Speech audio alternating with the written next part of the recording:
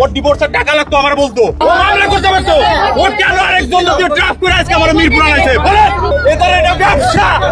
সামাজিক যোগাযোগ মাধ্যমে ভাইরাল হওয়া একটি ভিডিওতে দেখা যায় একজন ব্যক্তিকে 5 জন নারী ঘিরে ধরে টানা হেঁচড়া করছেন। ভিডিওটি ছড়িয়ে পড়ার পর অনেকেই বিষয়টি নিয়ে নানা ধরনের মন্তব্য করছেন।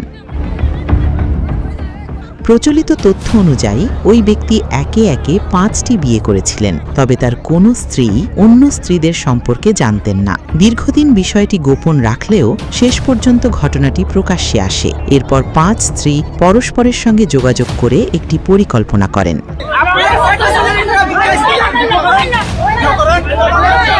পরিকল্পনা অনুযায়ী একদিন তারা সবাই একসঙ্গে ওই ব্যক্তির সামনে উপস্থিত হন। হঠাৎ 5 স্ত্রীটা একসঙ্গে দেখে তিনি হতভম্ব হয়ে পড়েন। এরপর শুরু হয় তাকে ঘিরে টানা হেঁচড়া ও উত্তেজনাকর পরিস্থিতি।